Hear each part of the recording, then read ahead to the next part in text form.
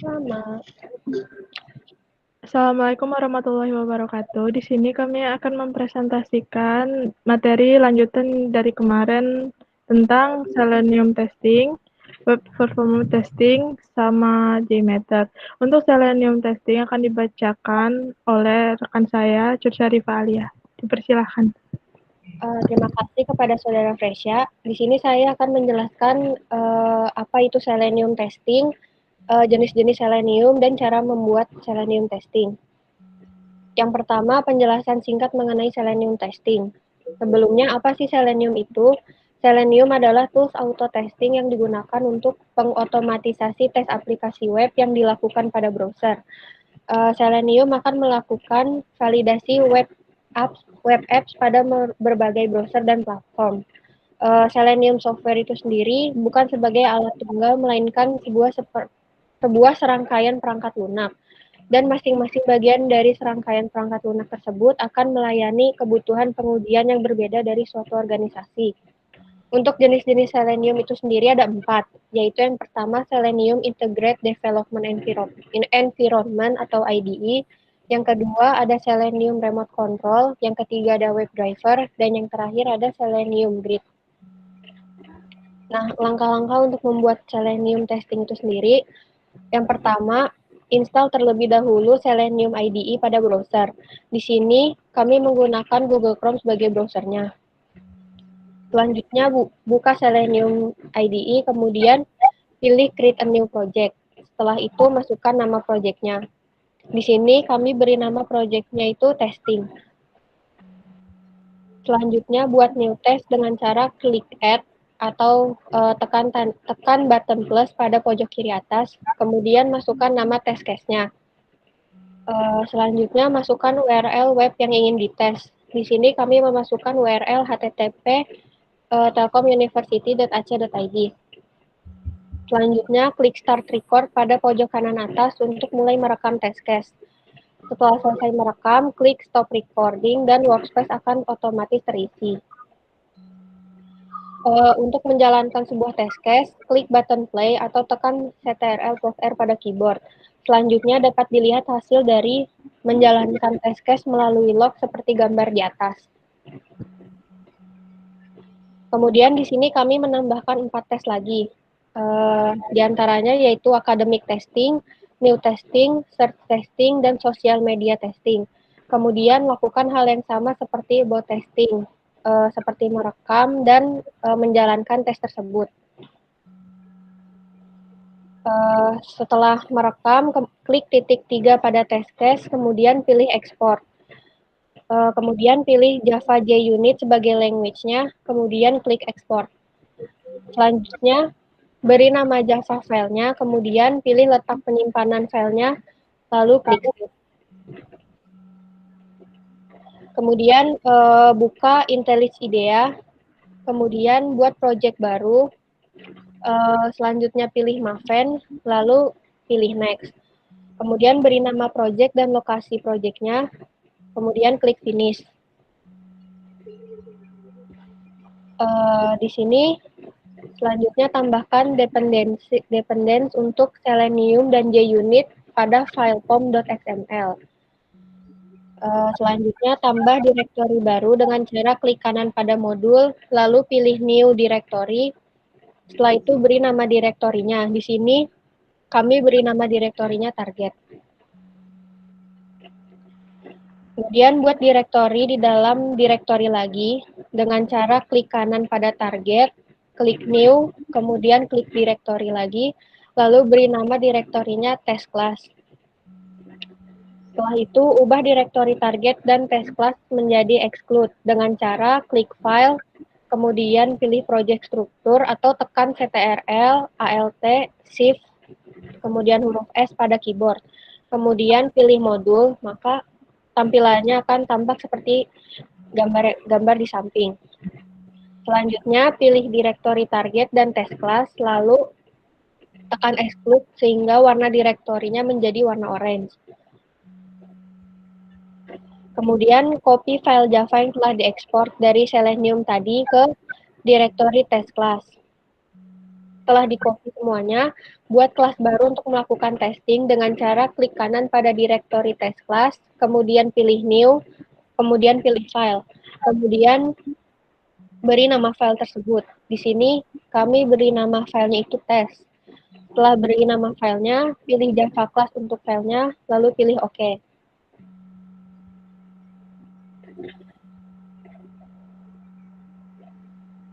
Nah, di sini source code untuk Selenium testing. Yang pertama itu kode pada kelas test baris pertama sampai kelima untuk import web driver, web element, web driver wait, dan JavaScript executor. Kemudian ada default konstruktor atau konstruktor kosong untuk inisialisasi variabel dengan nilai default.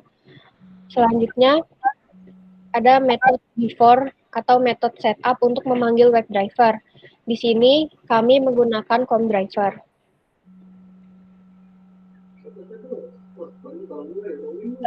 Kemudian ada metode teardown untuk membersihkan test environment setelah melakukan sebuah tes. Setelah metode teardown, terdapat metode wait for window untuk membuka tab baru pada Chrome driver.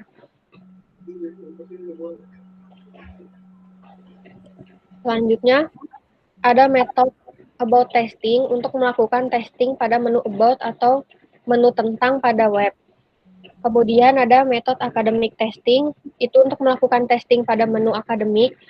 Dan selanjutnya ada metode news testing untuk melakukan testing pada menu news atau berita. Kemudian yang keempat, ada metode search testing untuk melakukan testing pada fitur search. Dan yang terakhir ada metode social media testing untuk melakukan testing ikuti kami pada icon Instagram. Untuk hasilnya itu sendiri, di sini kami dapatkan 4 berhasil dan 1 gagal. Dan yang 4 berhasil itu diantaranya ada academic testing, about testing, search testing, dan new testing.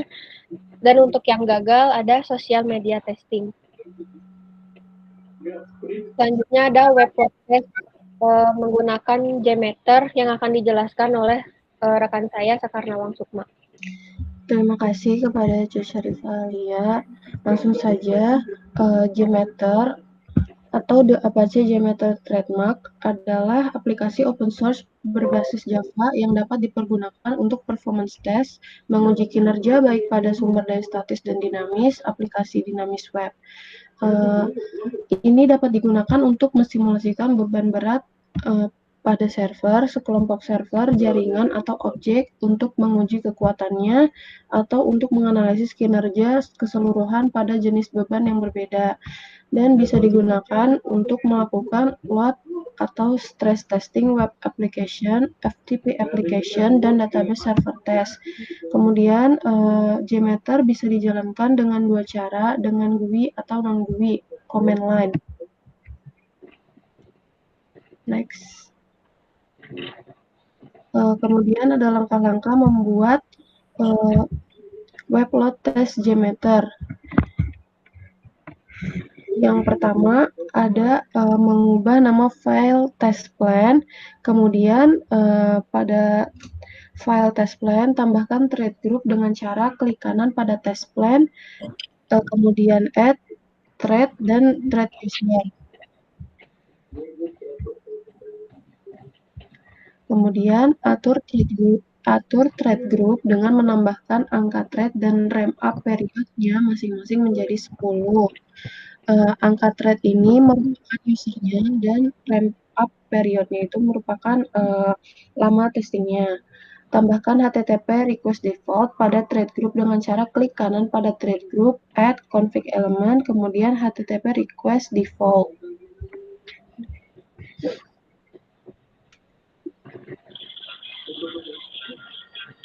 Untuk mengisi konfigurasi dari HTTP request default, kami menggunakan website smbtelkomuniversity.ac.id untuk diuji coba.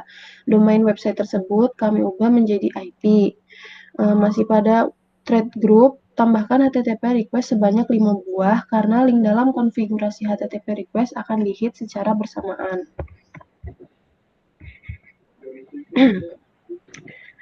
Pada kolom server name atau IP tidak diisi karena sudah diisikan pada HTTP request default sebagai pengaturan utama.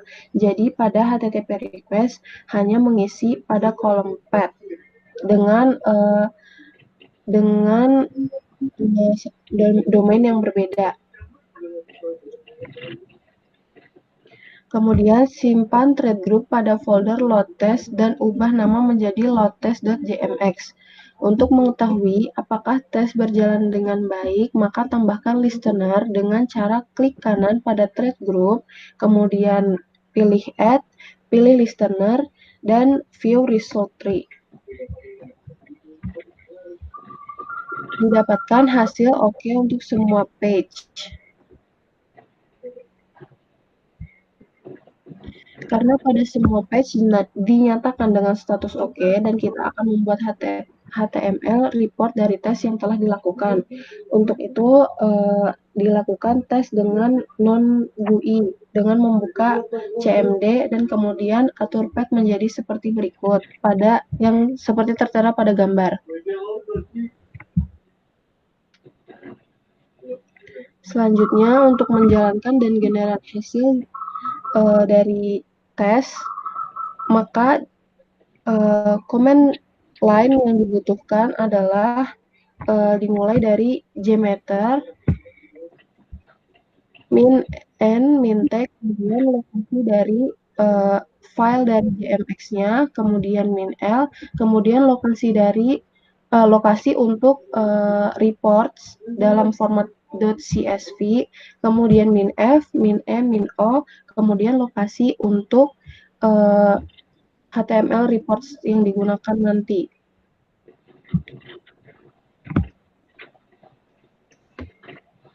Karena tadi sudah membuat command line untuk membuat HTML reports, maka diperlukan folder baru untuk menempatkan file output tadi dengan nama HTML reports.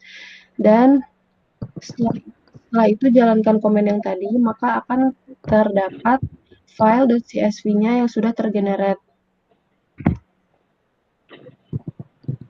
Nah, pada HTML report tadi didapatkan hasil updates-nya yang menyatakan semua oke dengan statistik sebagai berikut.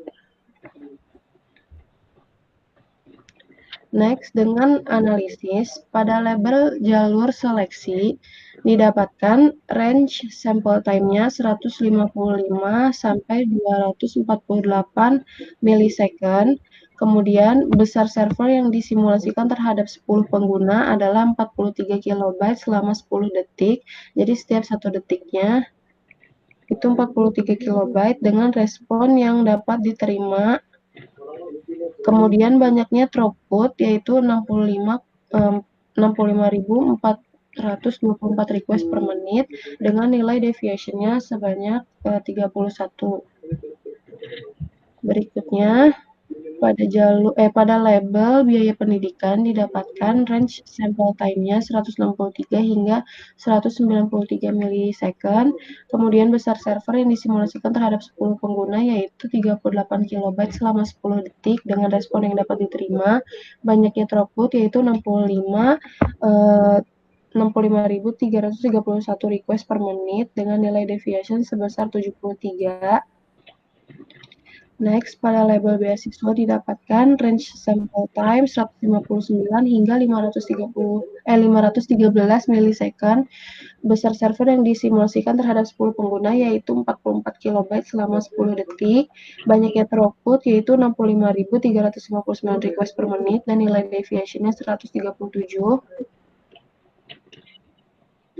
Pada label studi didapatkan range sample time-nya 202 hingga 734 milisecond.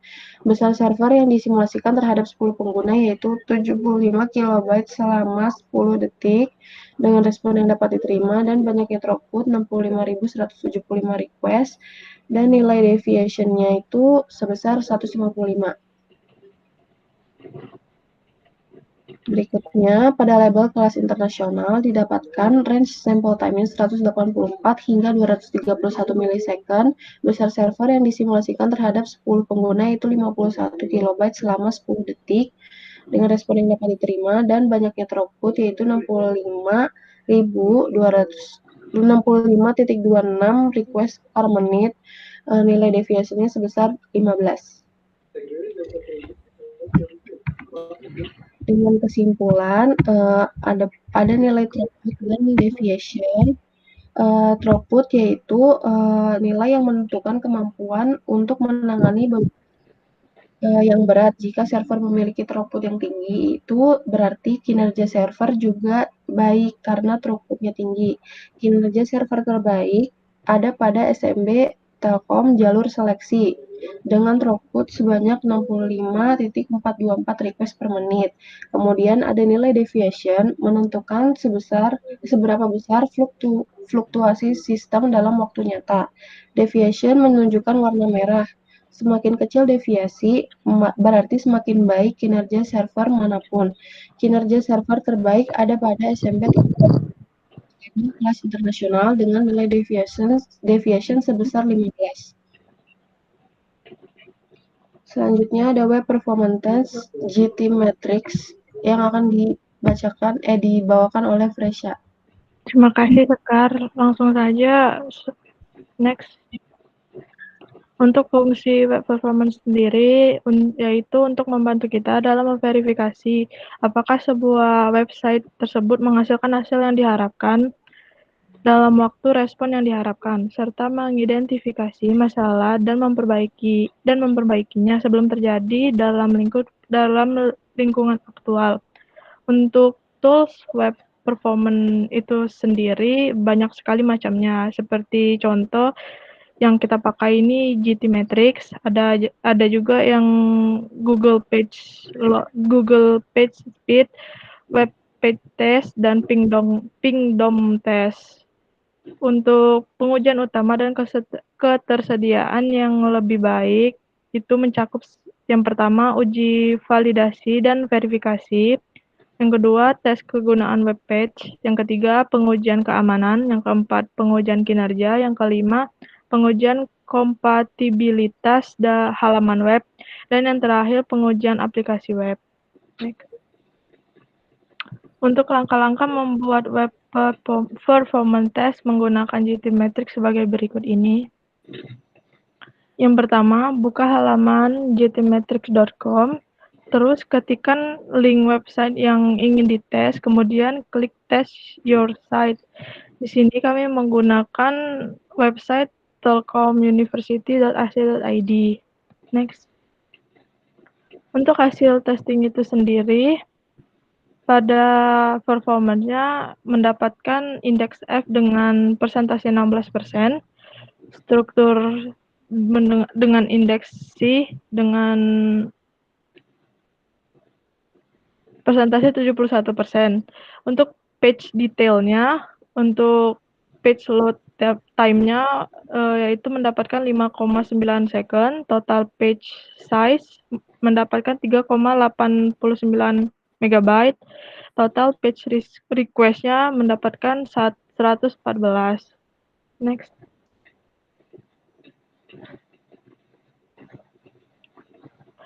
Berdasarkan tabel di atas dapat lihat rekomendasi perbaikannya, yaitu yang pertama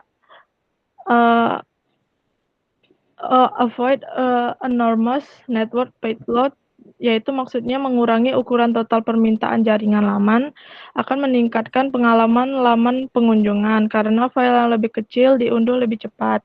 Untuk yang kedua, avoid excessive DOM size. Maksudnya itu untuk menghindari ukuran DOM yang berlebihan demi kepentingan terbaik halaman, terutama dalam konteks pengalaman halaman. Yang ketiga, avoid long main thread test. Maksudnya di sini untuk menghindari tugas thread utama yang panjang, sebanyak mungkin untuk memberikan pengalaman halaman yang baik kepada pengunjung. Yang keempat, avoid large layout shift, maksudnya menghindari perubahan tata letak yang besar sangat penting dalam menciptakan pengalaman yang lancar dan efisiensi bagi pengunjung. Maksudnya sini user. Yang terakhir ada avoid signing critical request. Maksudnya di sini untuk mengurangi jumlah rantai permintaan dan mengurangi latensi dan mempercepat pemuatan halaman. Sekian dari presentasi kami. Apabila ada kurangnya, kami mohon maaf. Saya Fresya Maharani Sentosa dan rekan saya Cut Syarifah Alia serta Sekar Nawang Sukma berterima kasih untuk Bapak yang mengajar PVPL ini. Assalamualaikum warahmatullahi wabarakatuh.